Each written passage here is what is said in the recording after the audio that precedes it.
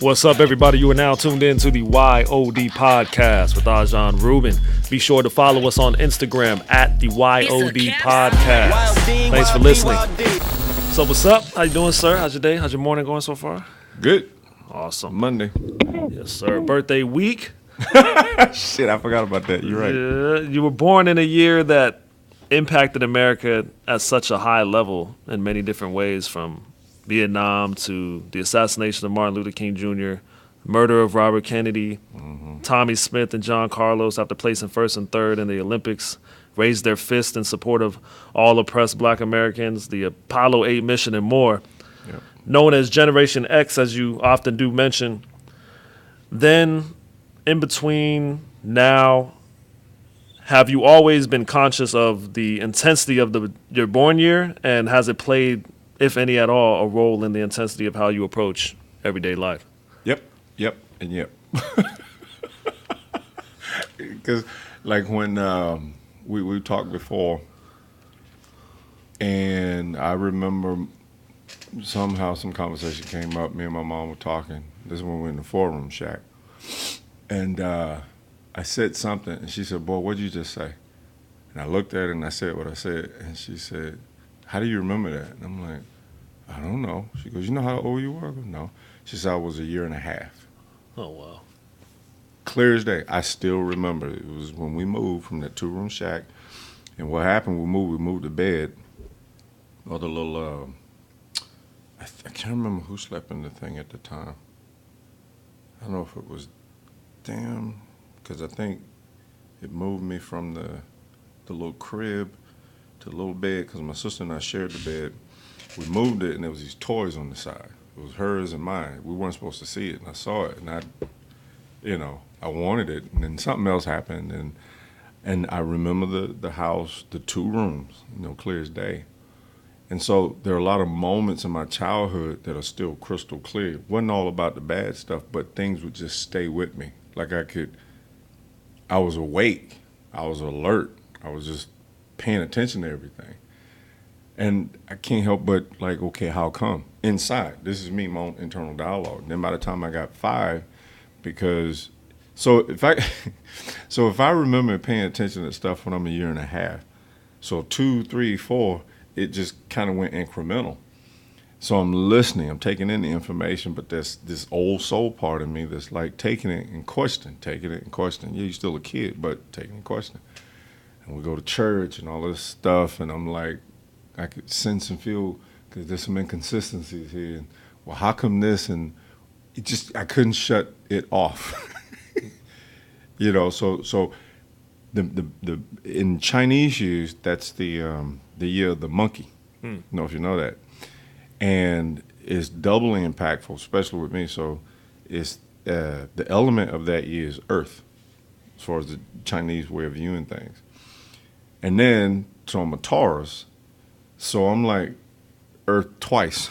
And I'm stubborn. Then the year of the monkey is always viewed as the enthusiastic achiever. So I'm enthusiastic, which I am. Still got a shitload of energy, and I'm old as dirt, but thank goodness I don't really look that old, but that's okay. I feel it, but I still carry on. Doubly grounded and stubborn as hell, as well as inquisitive. My character is all of those things. Like, it's just amplified. So I can't help but, I guess, be the way I am. And so I'm there and being there and trying to make sense of the being oppressed and being, as I said, the civil rights movement itself was, less than 15 minutes away from where we lived. Like it was just, you just showered, bathed in all of that. The whole thing with Kennedy, the whole thing with Martin Luther King, and, the Black Power movement. And I mean, just, that's all you got, and then in church, it was a sense and feel of, at least with me, it seemed like we were always wailing. Like it was just this, that I can't remember at the end of one of Martin Luther King's speeches, there was a song in there, "We shall overcome." That song was just like a mantra. Yeah. I do believe. and then it just, that feeling, it never left. That's how it was there all the time. I mean, all the time. And I'm like, okay, I get it, but there's this part of me, okay, we got to do better, though. We got to do better. But that was the whole point of what he was saying in the movement was about. But yet, him and Kennedy, what happened to him? Yeah. I think there's too much emphasis on the anticipation of overcoming rather than the actual. I know there's plenty of plans and plans of action, etc., but a lot of people had a mindset of anticipating the freedom, anticipating overcome, rather than actually believing that it's actually going to happen. I think it was mixed because it's like the how can I try to simplify it? It's like preparing for a certain battle. The goal is to win, but you don't know what the outcome is going to be. But goddamn, you got to fight anyway. Because if you don't fight, you lose. Like the opposition, if we're making it in simple terms, well, they're coming at you anyway. So what are you gonna do? You're gonna lay down and stand the hell up. So at least you stand up. There's a chance, a question mark of some positive outcome. But if you don't, you're subservient. So that's the end of it. And the movement itself gradually was always improving, get better, improving, get better, improving, get better. But it took so much hellacious work and sacrifice for that to happen. And that year was a humongous fucking turning point, I think, for the whole world. A lot of serious shit changed then. But it's sad that they had to lose their life that way, though. And all they were trying to do is better. Yeah. That's all it was. So and I never got all that. And I'm like, that just makes no freaking sense. But I get it, and that's human behavior, so what do you do? From the year you were born to obviously now and everything you had to go through, whether it was family, life, work, military, whatever it was, are you a believer that people are born in the year they were born in for a specific purpose because maybe their life or their life story or their life struggles are all shaped and molded so that they can be the person to help other people that they encounter with? Like you obviously run an incredible Muay Thai school, do more than help people physically but help them mentally as well. But without being born in the year you were, going through everything you went through, do you think you would be able to have as much of an impact? No way. Not at all. And so I'm going to have to say from a mystic point of view, you're right. It's and it's funny you said. I even stopped and thought about that. Like, how the hell did all this even come to be? And how, with as much negative it's my whole story has been pushing through like this hurricane gush of wind of negativity, and I just steady as you go. I'm gonna keep going this way into it. But then I didn't become it and then throw it to somebody else. I just ain't made that way, and nothing can make me do that. You what is it? You cut from the cloth you cut from. Yeah. And so a lot of moving parts and very convoluted, and so no. The answer is no. There's no way I could be as I want to say seasoned had I not experienced all that. I'm talking the entire complexity of the whole thing. It's just like one time running, I was talking, and I said, my story makes no sense. I said, like when I got promoted to Ninth Con, I went to China, and it makes sense because I know China is Kung Fu. So how the hell go to China to get promoted to Muay Thai makes no sense. But my teacher moved over there more than 15 years ago. Tech guy, helped get the tech stuff going in China. And of course, he at high level in Muay Thai, started teaching, training fighters and stuff. And next thing you know, moved over there, and then he kept going. And he got, I think, two of the largest Muay Thai schools, unless he combined them now. But anyway, humongous freaking school of Muay Thai in Beijing. And I'm second ranked to him. And so it's time to be promoted. So he came over and called it a master seminar. So I'm there in this December 2013, and training some of the top fighters in China at the time, the MMA, UFC fighters, as well as their Muay Thai fighters. And it was just another day, another class. I mean, it doesn't matter how high skill level a person is. I say I watch, I can see. And so, okay, well, to improve this, you need to do this and this and this, and then you manifest and show. And at the end of the day, I went back to my hotel room. I sat down and listened to my music and whatnot, and I stretched, and I said, how the fuck did I get here? How did this happen? I'm from that nowhere, nothing, rural country as poor fucking Alabama.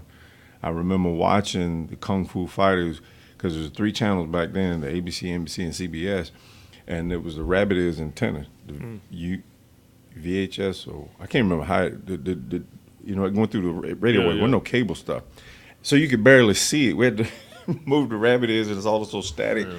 And I was so fascinated with watching them. Saturday it was a black belt theater. It was called. Those my age, you know what the hell I'm talking about. Black belt theater, and you couldn't wait till 3:00 on Saturday p.m.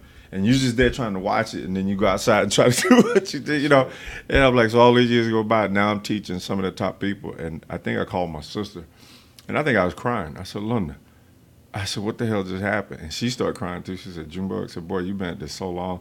She said, I remember all this. I said, we thought you were crazy as hell out there beating up trees and shit, and because I did, dude. I swear to God, we had pine trees, and I said before, pine trees were my heavy bag. I punched and kicked so many of them, I knocked all the bark off of them and killed the trees.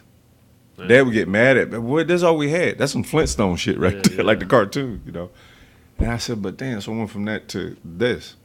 So the track itself is so, it's like an odyssey. Yeah. And I said that this is my weird odyssey. But all of that has brought about me today. Every bit of it. Every bit of it. That's crazy. Wow. That goes none of it makes sense. It's a testament to you keeping your head down and staying within the process like you always preach, because you sit there and you look up and be like, the fuck? How the hell I get, yeah. And it wasn't even intended. That's the thing. I knew I always wanted to be an expert in the martial art. That was my goal, just a legitimate black belt at something. And that, I wasn't happy when I got my black belt in Taekwondo. I mean, it is what it is, but I wasn't satisfied. I'm like, yeah, it's okay, but something missing.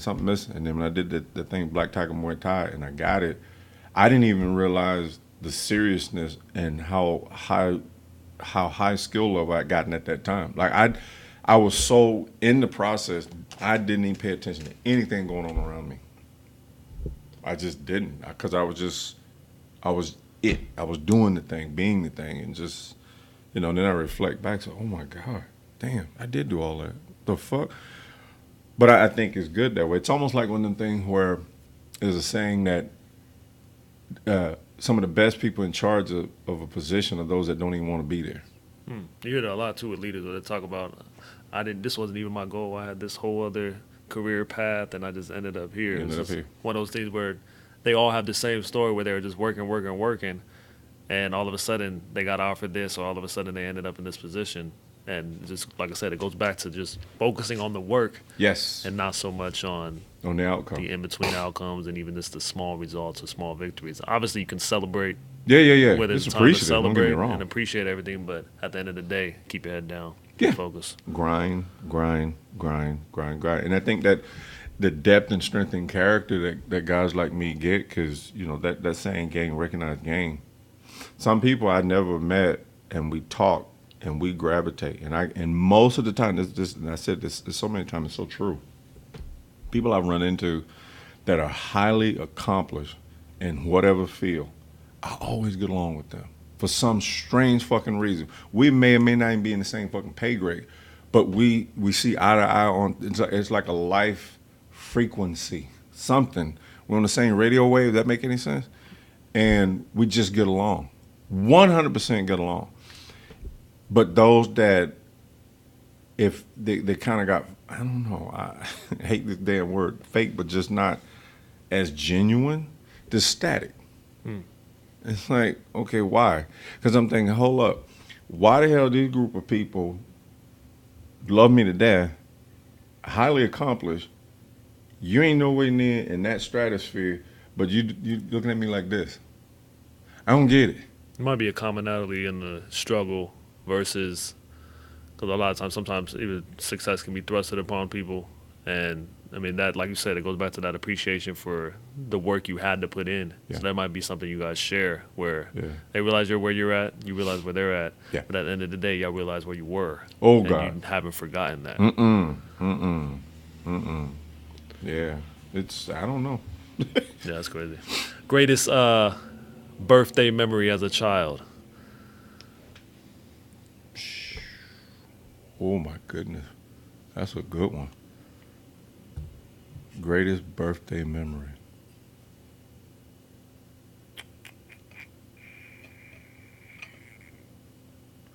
I can't remember one. I think it's almost, they're all the same in this one regard. Even like now, because I forgot about it and I think about it and I still forgot about it. And then you said it again that my birthday's coming up in a few days, and I've always felt really some kind of cool feeling about May 9th. I don't know, and even then, so internally, it's just like, wow, it's a cool day. It's the day I showed up. I don't know, like I, in an ethereal way, have always celebrated it in here. I know that makes no goddamn sense, but it's the truth. I think I've always spoke some weird mystical language, but you're born the way you're born. And like I said, so I haven't changed. I'm just older, and it's the same shit I felt then every single year. When you say celebrate in your heart, what do you mean? Like, break that down a little bit. That gets just I knew the word and I can't remember what it's called. There's these debates on when we start. Yeah. The Upanishad and the Vedas and the yogis and certain different ajahns, and they discuss, excuse me, when are we born? When does consciousness actually start? Oh, I see. The moment of conception, does it start then, or when you're born, like when you actually leave your mother's womb? There's the word for that. I know the word and I can't remember this kind of thing, but that particular time, and again in Chinese view, it goes even further than that. It's the actual time in the cosmos or whatever, because everything rotates. So, and apparently from what they're discovering with was the Hubble telescope, like far out, the entire universe itself, nothing stays in one spot. There's this movement. There's always movement. But it's a moment in time. So at each time, like there's some 60-year cycle as far as the Chinese thing and then whatever. So the hour, I can't remember all of it because I read it and studied it and then I kind of forget it and run it together. But the hour you're born has a lot to do with, I don't know if it's your outer temperament or your inner temperament. So it gets that deep. Yeah. So, and then when you really study and like really look into it, I don't know who in the hell spent that much time trying to figure out all this stuff. But character-wise, there's a lot of accuracy to it. Like when the Chinese year, like the year you were born, the element of that year, the particular day you were born, and the time of day you were born. Like when you come out of your mom's womb, like that. But like I said, some argue go back to, well, is that it? Or was it when the conception itself, the spark? Yeah. So I don't know, whatever. But I'm just saying it's a good debate. But for whatever reason, I just always gravitated toward, in a Buddhist way, I guess, who am I? No, and especially when I start looking at, and I'm never gonna get away from this, where I was born and when I was born, and I'm watching this stuff. So it's like I got this, as a child, a hugely subjectively objective point of view with no education. Then when I start getting education, the quality wasn't that great, but I'm still sharp. Like I said, I remember when one of my counselors did an IQ test on me. I can't remember what the score was, but it was super high because I remember she looked up at me after she read it. She goes, I knew it. I was like, what? She goes, you're a star. I go, what do you mean? She goes, you don't belong here. And I'm like, I ain't never felt I belonged. She was like, no. And so things went from there. Like I just, my brightness, I just like, no. And this was, shit, 15, I think. I can't remember when I took that test because I'd always been, what is this? Why is this? And I need somebody give me an answer, you know, and so again, to be in this spot and, you know, see inhumane treatment, then see decent treatment, and, you know, we live this way, others live that way, and people treated that way and not treated that way. And like I said, the majority of my existence was subject to bad, less, bad. But it never stuck. It always just fell right off. Mm-hmm. How the hell's that happen? You know, and then I see what took me a while, like really backtrack, and I listened to things my dad go through. Like you would think it make you want to say, like I said, fuck the world. Okay, I'm gonna just do this back in return. What other choice is there? And you sit and watch and go, but that don't make anything better though. Mm-hmm. So every birthday, every child, beyond the happy birthday and the excitement of it being your day, mm-hmm. even as a child, you were always another year. Yep. But plus, let me be reflective on the year that just passed, mm-hmm. or the years that have passed. I see it. I crack jokes now. I don't know when it started, maybe mid-40s. I go, well, another trip around the sun. Because that's pretty much what it is. You know, you just kind of roll around. And then it's like, all right. And then each birthday, and again, this is my way of thinking. It's like I was talking with Matt earlier last week, and I said, it's funny how, so when we get our birthday, was stuck. Like, for example, you take a picture is always in the past. Take a picture, that's the past, right? Yeah. Because instantaneously, it keeps going. Exactly. And so our birthday, or I'll give you another example. Say if you run a 3 mile, 4 mile, 5 mile, and you've gone past 1, 2, whatever, and somebody said, well, where you at with your laps? And you say, I'm at 1.5 miles. I'm at, I don't know, 2 3/4, this kind of thing. You don't go past 1 mile and be almost at 2 and say, well, you're at 1. No, we don't do that. You're like, no, you're right where you are. But with our birthdays, we're stuck in the past. Like, ask me, how old am I? I'm 50. No, 50 was over at 50. I've been working on 51 ever since. I see what you're saying, yeah. So when I say, when my birthday comes 51, I'm 51 that day. The next day, 51 plus 1. Yeah. 51's over. So you have that Bill Belichick mindset of things where a lot of people say that even after winning a Super Bowl or even championships, whatever it may be, any success he has, he's always like, this is awesome, let's celebrate. But like the next day is, we're behind, we got to work, we got to boom, boom, boom. So you're always on to the next phase, I guess, if you will. Because, well, and yeah, and it spills over. Like we do our thing at a fight and this and that, and I'll post my thing and I will say, on to the next. Because the truth is, you're only as good as your last performance.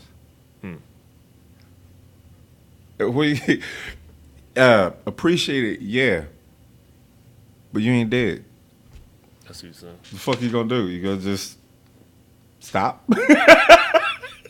So no, that's not how life is. You know, you go out and you cut grass. It look good for a second, 2 weeks. Shit, you gotta go back out and cut that lawn again. I see. It don't stop. Keep it moving. Celebrate the moment, but don't get stuck in it. That's me. It's always been me. That's what's up. Perfect gift. If you were to get the perfect gift for your birthday, what would that gift be? Dude, in the small one day that you celebrate.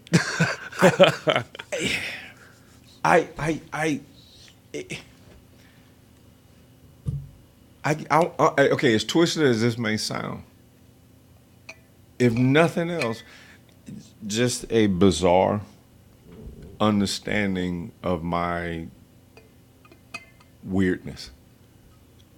That would be it. Meaning, you know, Rachel's used to it now. My sister got used to it years ago because we're kind of the same on stuff. Like, you get to a point where it's like you appreciate the day, you do feel good about it, but it's just a day. It's like, okay, cool. made that lap. Now see about the next one kind of thing. You don't want more stuff. This is just more shit that just collects more dust and clutter. It's like, no, you don't want that. You know, maybe you've made a bunch of trips. You know, I've been around the world enough time where it's like I'm not aching to go. There's only one place I do want to go, and I'm gonna get there. I ain't in a rush. It's like it's okay, because when I do it, I'm gonna be like, now what the fuck am I gonna do? Shit else to look forward to. That kind of thing. You know, it's how I think. I think I always think ethereal. I always think mystical. I always think high-minded. I can't do the little pea-brain shit. I've never been made that way. So it's an understanding when I say, and it it confused the shit out of Chris. Rachel used to it. She just kind of shakes her head and going, whatever. I don't want anything. As goofy as this sounds, I said last year, I said, it was a chocolate cake. And I could go get one any fucking time. But if it is, I just try to understand the depth in my weirdness and spirituality, I suppose. I don't know. But Do you think it plays into you always, one, having to work for everything you had, and then two, not only having to work for everything you had, but wanting to, like you have that will inside of you that you don't want anything that's easy. So True. For many people, True. Another year of life is another year of I have succeeded. I have accomplished another year. So obviously I expect a gift for my accomplishment or a trophy. So that's how a lot of people think when it comes to birthdays. True. For you saying that you don't want anything, is that a genuine of like, yo, I work for everything I have everything I need. I'm good. I really honestly do not need any gifts. Nope. That's dope. Like I can't even remember when it started, but it's like a small seed that I was feeling early on in my 30s. I mean, I knew, but it was cool. And then somewhere in there, I'm like, don't give me no more shit. I just start saying that. I'm like, I ain't trying to sound like I got it all, but no, I got enough. How about that? You know, well, you gonna give me more clothes? I got clothes. If I'm gonna phrase it, if the accumulation of things are not obviously not high on I'm saying your list of desires, what is it that at the end of it all that you would have wanted to accumulate? If you were to tally it all up. Well, and this is so easy for me to answer. And you talk about high-minded, because the chance of it happening is like slim to zero. It's sad that, and this ain't me toot my own fucking horn, but it is a reality. No matter how much I just naturally give a shit, care, and put my best foot forward to help whomever, however, whatever, you know, reasonably so. There's a such thing as people achieve vampires. They just bleed you dry. Not that. I mean, like some legitimate, decent, you know, help, but that's it. I ain't doing it, expect something in return, because that's a business transaction. It's like, no, I helped you carry on. That, as I said before, and you'll know exactly why I'm finishing with this, that whether the whole biblical story is 100% accurate, true, or not, or it's a myth, as many would argue, the Buddha in his teaching and this and that, say put it in the same category. The bottom line, those two just tried to help. Every single bit of their teaching was one direction, positive. What humans have done with it in between, that splinters off in a whole bunch of different damn directions. Like sometimes say, yeah, you know, good, but then if you watch the person when nobody's around, they're doing evil shit. I mean, it's whatever, human behavior. But the two that spearheaded it though, not one thing negative or bad was intent. It was all for betterment and improvement. At least that was the gist I've received from it. And yet and still, both of them were fucking criticized. So I sure as hell ain't them. Mm-hmm. And I know that regardless, it hurts my heart that the day my head gets cold, that probably the main motherfuckers that are going to criticize me the most are the ones that I help the most. Went out my goddamn way to help, and they'll twist the fucking story. And it hurts when I reflect on it, and I can think of some people I wish that never helped at all. Because, I mean, like you talk about right on the edge of destitute or this, that, and the other and stuff, and I made it a point to help them when nobody else would. And they turn around and stab me. Okay, what the fuck was that about? Mm-hmm. That's about it. So maybe your accumulation would be that of being able to go back then, or no, meaning that I wish that wasn't so. Oh, I see what you're saying. But it would be great if that wouldn't happen. It would be great if some strength in character speak the fucking truth. Don't twist some fucking story. He this, he that. And then you got others that know and looking at you going, wait a minute. This man, this. What the fuck are you talking about? But that's human. You can't do anything about it. Yeah. I think with all great leaders, too, there's always that element of misconception and element of falsehood that comes from the mouths of others. Yeah. And I think that just comes with the territory. I mean, like I said, I mean, in a way, kind of like a compliment to your leadership and to your stance. I mean, because a lot of times, specifically people that speak the truth from the beginning and tell you how it is from the beginning and don't sugarcoat it and are just straightforward with you. Yeah. It does take a lot of people the wrong way. But at the end of the day, you rather have that than somebody kind of like saying one thing and then in the back of their head they think something different about you. That's right. Which is obviously what you receive, but you never give. So it's better to be on your side of things than than the latter. My opinion. But yeah, no, I agree. And it's like but that's still back to strength and character.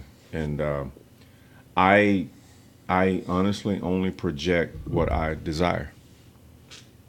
I really do. I'm like, you know what? If I call a spade, motherfucker, please talk to me straight. Don't talk to me sideways, because I don't need it. I don't care for it. You know, and I'd rather have a person.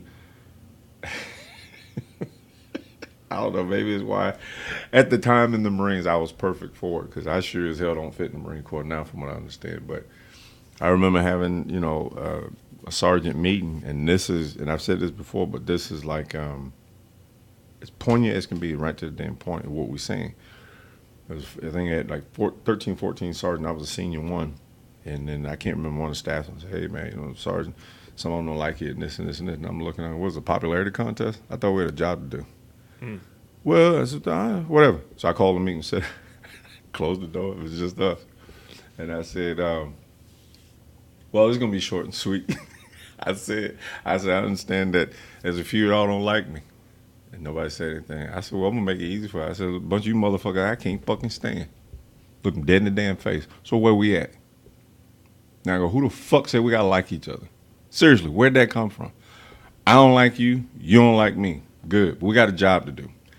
Anything else? Okay, we got it out there. We don't fucking like each other. And it made it so easy, though. We went to work. You would think morale went through the roof and shit. No, we cleared the air. There was no, hey, that motherfucker this and that motherfucker that. Yeah, bitch, I don't like you either. We clear on that. However, we got to go do this. You do this piece, I got this piece. Cool? Because if it goes fucked up, we all screwed. Yeah. And we got to work. It wasn't none of this, hurt my feelings. Fuck your feeling. You saying this shit behind my back anyway. Okay, now I know it's you. Big deal. Yeah. We equal. What? But that's me. It's like, it didn't hurt my feelings. I'm like, I don't fucking care. What do you want, man? You don't like me. So? I can't stand. I mean, the one dude that was kind of a little venomous with it, I got right in his face. I can't fucking stand you. And it's like, oh shit, yeah, okay. And what was the point? Especially when I never did anything wrong anyway. Never. So somewhere in there was some. It had to be the whole. Oh, who he think he is. I think I'm me doing the best I can. Who the fuck do you think you are? So it's some self-esteem thing. Why are you basing your reflection on me? If I'm doing something that you ain't doing, maybe you need to do more. I could be anybody, and that person would feel that way. You see what I'm saying? So it's like, I ain't never disrespected you. What you shitting on me for? That's the common thread, I think, in a lot of conflict resolution situations where the easiest way to solve it all is for everybody to just really share how they really feel. But Clear the a lot air. of times it is more, I don't want to hurt your feelings, or I don't want you to know how I really feel. It's like one of those things, but it, like you said, it makes everything easier if you just clear the air, Clear let it the out. air. How do you really feel? Get it out. Sometimes you change how you feel because you hear it out loud and you're like, why do I even feel that way? Why do I even But feel this it way? can go one or two ways, but at the end of the day, it does go in a positive direction, even though it kind of hurts and stings to tell the truth sometimes. Yeah. I remember the one dude when I told him, because I had said it, I think afterwards, he was like, well, you say you can't fucking stand me. Like, what'd I do? I said, dude, it ain't, because we're in charge of shit. We're sergeants. And I said, man, listen, I said, it's not you personally. It's what you do as a sergeant and what you don't do as a sergeant. So what do you mean? I said, well, we're expected, because I always put myself in. I'm here. No. We're on the same fucking page here, dumbass. We're supposed to do this, this, this. I said, you don't do this, this, this as a sergeant. And you choose not to, but yet you want to be viewed this way. No, you falling fucking behind. Why don't you do this, this, this? That's what we're supposed to do. Oh, well. See, I don't know you fucking personally. I don't even care. We're talking our job. And see, that's what it just gets too sticky with, how is it personal? It's our job. They run the two together. I'm like, no.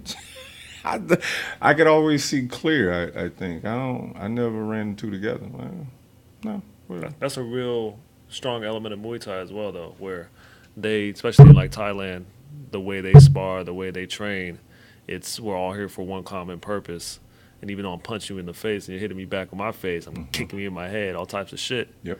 This is, like you just said, it's our job. It's our life. Job. It's our livelihood. And we'll hit each other, have the conflict, then go eat afterwards together. So like it didn't even happen. it's hard. I think it's for some reason it's hard to do that in everyday life, whether it's the workplace or school or even within families.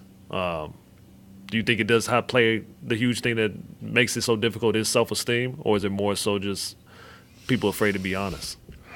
My humble opinion, so much goes back to self-esteem, because if a person has a low opinion of themselves, they struggle with being honest. Most times, at least when I say, I could be wrong. I mean, it's my opinion. It's my opinion.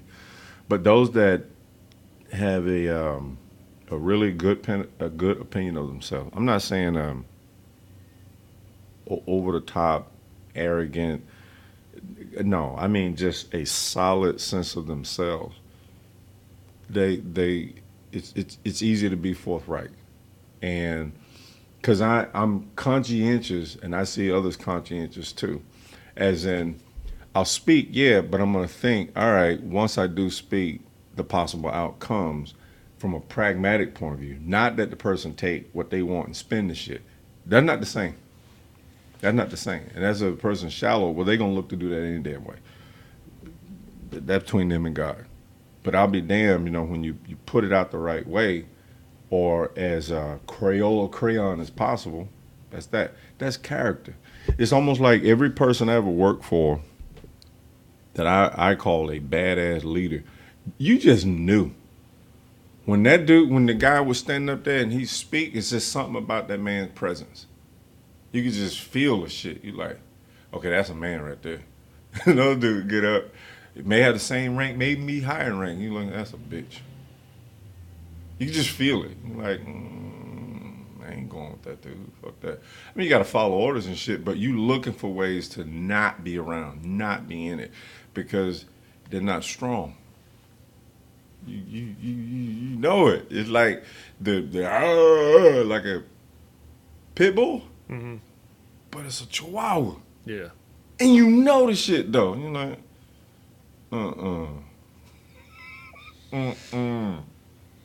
Or cats like that, they leave, and then when there's the meetings and whatnot, and they're not around, they get butchered. Yeah. They're like, man, that motherfucker. I ain't going to combat with that fucking weak ass dude. Is that something that you You just know. that a lot of Marines had before they joined, or is that something that you guys are taught in terms of filling out? You know what I'm saying, who commands a room, who has a commanding presence. I don't know. I think that I think you're just born that way because some dudes like some were kind of robotic. They weren't bad, but they like there was something about certain people that inherently inspire you. Like they don't have to tell you to do anything. You can sense that they like something done. You go do it. And they're not ass kissing. It's just something about their leadership ability. Then you got some that come in and they just walk in and you feel like they're Darth Vader. It's like, your morale just went in the ground. You don't want to do shit, but you got to follow orders and shit. So it would take you 2-3 days to do what he's asking, whereas when the other guy even insinuated he wanted it done, and it's done in a half hour. Some people and they just bring about high morale and motivation, and some just push it right in the dump. It's like I don't know. You could just, I don't know. Some people just got it, and some just don't. But again, that's character. And and it's funny. Now think about it, because those dudes that did that, they were, I call them like professional mavericks. They were trendsetters. Like which, because a lot of their peers had problems with them, because I can see, when I think about it now, it's a reflective thing, because they were just hot shots. They were just badass.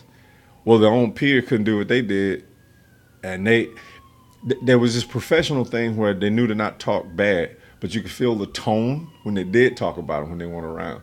And the rest was like, say if one lieutenant colonel, the one that's just, you just want to just go fight and die for this motherfucker. Yeah.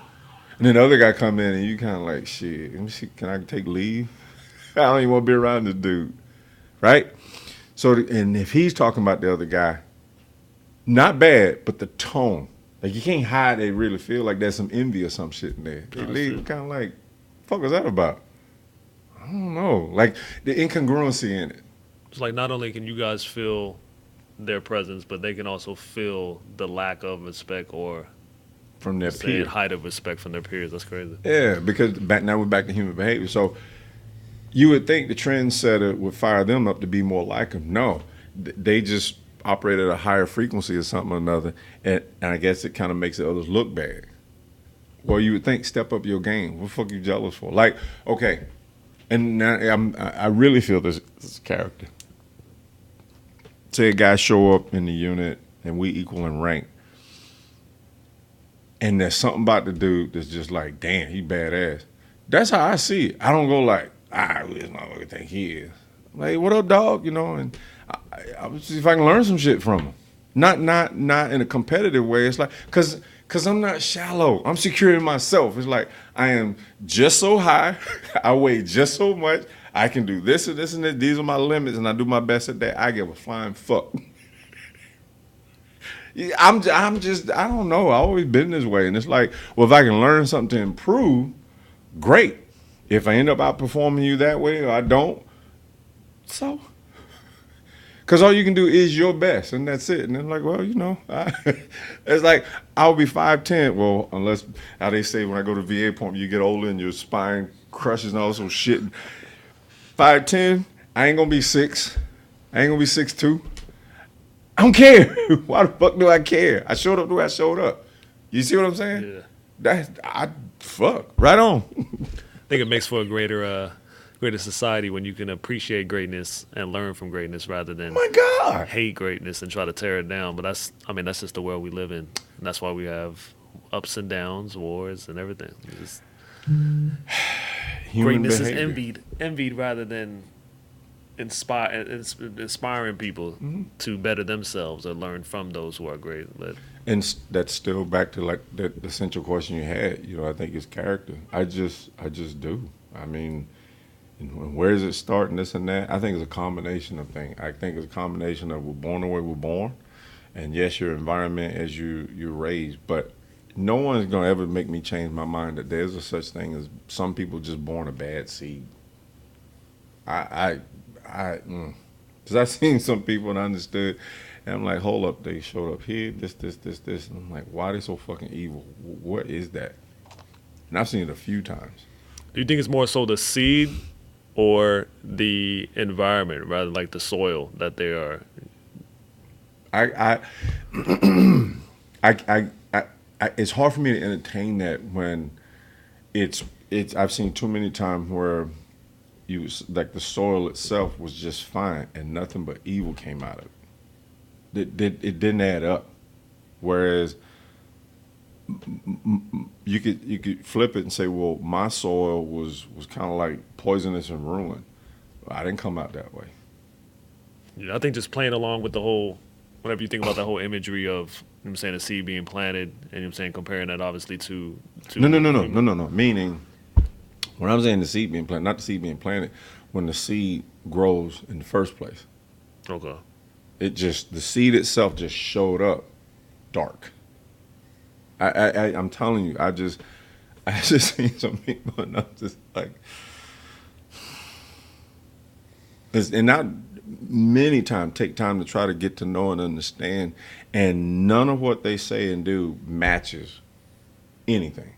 It doesn't pan with where they were born, how they were raised, what they experienced, and this and that. They just want to be shitty any fucking way. Like there's a skit in one of the Batman movies, and I shared it on Facebook a couple of times. I see something happen, I'm like, that's an example of it. And I can't remember the guy's name, but the butler was talking to Batman, and he asked him a question about, you know, what makes some men do certain things, like, and he told him the story about this guy that would go and steal rubies or something or another. I don't know if you've ever seen that on Facebook. No, I shared seen it, no. A great little 30-second minute skit or whatever. And then he just wanted to steal for no reason, and then he'd go around and just throw the shit away, or get in a helicopter and just drop it and whatever. And then he looked at him like, what the fuck the point was that? And he's like, because he could have got a lot of money for it. He didn't care about that. He said he just wanted to do it. And he said something about, he said, you need to understand, some men, there's nothing, you can't reason with them. You can't, in any way, shape, or form, use intellect and just decipher any of their reasoning. So some people like really do just want to see the world burn. And when I saw that, it made me think all back to those examples of when I ran some people that's just dark as shit for no reason. Like they just born that way. And it's like, wow. Yeah, I'm always back and forth on that. I mean, you're not alone in that thought process either. It's just some people are just evil and some people are good, but it's always like a back and forth because I feel like the environment can always shape. It helps. Yeah, There's who an you are, influence. whether it's good or bad. Because I like even when it goes down to racism, Yeah. a lot of that is taught. Yeah. As they're brought up. This is the thing. What I've seen the majority of the time with individuals on that, it wasn't deep seated. What I kept seeing was more opportunistic individuals than sincere, genuine nastiness. Like it was, I'm gonna go along to get along, kind of being metaphysical here, when the camera's rolling, but the cameras ain't rolling. I ain't. Because it's just too inhumane, and there was no justification for it. Mm-hmm. But they had to play this role in front of the others and shit because that was the status quo. And I now remember watching that dynamic too. I'm like, because it would be like Mr. So-and-so would be, oh, y'all niggas this and hey, that. But then when others weren't around, it'd be more nice. I think that's even worse though, because you're clearly aware that there are sides. Mm-hmm. And not only that, you picked a side. So It's not like you're doing it for the sake of doing it or just because it's the status quo. You picked the side and you're dedicated to that side. Right. So, I mean, yes, it's rough. Yeah. That's tough. I know you mentioned that with your daughter, when it's all said and done, or if there's one thing that she were to remember about you, would be that you mean what you say, everything you say what you mean. Yep. Is that the same for everything? At the end of the day, when people say, "Oh, John Rubin," behind that is he always said what he meant and meant what he said. I hope. Like the one cat that came and he follows stuff, and he worked on a movie with Chris. Goddamn, what was it? She'll get mad at me because I always struggle with it. But what's his damn name? What's that guy's name? Adam Sandler. Oh, Adam Sandler? Yeah. Grown Ups too. Okay. But he followed my stuff and whatnot, and he told me, he said, Ruben said, he said, he did it as funny. I forgot to tell you about this. He said, you probably help more people than you realize with my posting this and that, because he was going in a bad way and stuff. And I said, really? He said, yeah. And I said, man, thanks. I said, because believe it or not, I said, that was my intent. I said, I wasn't trying to do and it be, well, I want something in return. I said, that's a business transaction. I said, I just hope I can help. And it's my own struggles and shit like that. But, so clearly there are enough that they are getting that. So if I can help you, great. Carry on. But then there's going to be those, And then when he got here, I told him, because he was looking at everything. He watched sparring class, and we had lunch one time. And I said, dude, most motherfuckers, from what I see, the social media shit, it's just bullshit. I said, but with me, I said, no, what you see, I said, this is my daily life. He said, no. It's like, there's no inconsistency. It's all one and the same. I said, yeah. I hate that. I don't think enough people are doing that. It's just, it's too much crazy. And I said, but no one lives in the fantasy world. We all live in the real one. Then why is this fantasy projected knowing that real ain't that? You see what I'm saying? Like the time we were talking before with American Gods, this whole series now, every time I watch an episode, it's about social media. Dude, I'm telling you, in the layers and the depth they go into it, like I inherently feel stuff. Sometimes I can't quite make sense of it, but I know I feel and I can feel, whatever. And it's like, no, it's keeping your eye on the opponent. Like, how you going to deal with this thing? Because it ain't going away. You got to know how to function with it. And, the God of communication and this reverse imagery and nonsense, and then the spin on such and that, and this constant spin. Even Dave Chappelle said that. He said we live in the age of spin now. Mm-hmm. It's just 100%. You got to, but no one lives in spin. We can't. Meaning, you get your SDG&E bill. You can't spend that and say, oh, that wasn't a bill. Well, they turn your fucking lights off. Yeah, that's true. There's reality and there's bullshit. That's what I'm talking about. Oh, your car about to go empty in gas. It's not really empty. Keep driving. That's the world we live in. So how this other shit gets all this grip? Because it's inside, not here. Can't touch the shit. So yeah, I love reality. I would love to just move to the mountains and unplug from everything. But reality is beautiful. So I mean, like I said, yeah, I just it would be nice. It would be nice, but I think that still flips back to what I said before, that it doesn't matter. It's human, that it's just too bad that no matter how much decency and good that I've tried and I still do, that there's still going to be, he this, he that, he the other. And it's like, okay,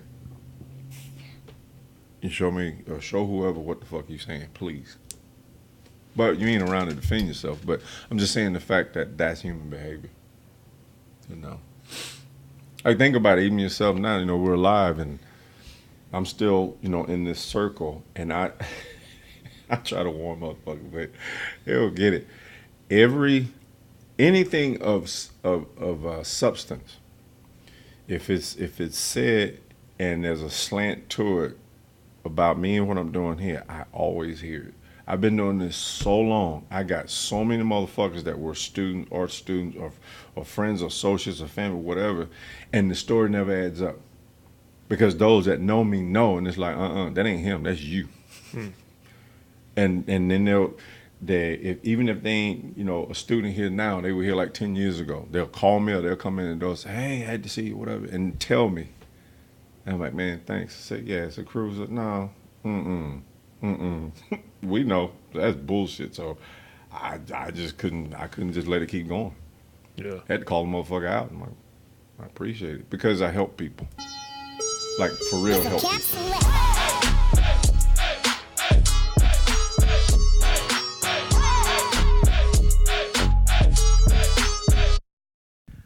This episode is sponsored by Extreme Power Gym. First 2 classes free. Call 760-672-8860 or come on down to the gym and ask to speak with Ajahn Dugan. Extreme Power Gym is located at 3375 Mission Avenue, Suite E, Oceanside, California, 92058. Remember, don't just listen, but be a part of the movement. Get all your YOD gear at www.extremepowergym.com. All musical sounds and lyrics provided by Brian Reeves. Cap Slaps on Instagram and Facebook. Get all your custom beats or music for the summer at www.capslaps.com. Let's remember, click, subscribe, comment, share. Have a great Monday. Have a great week. YOD.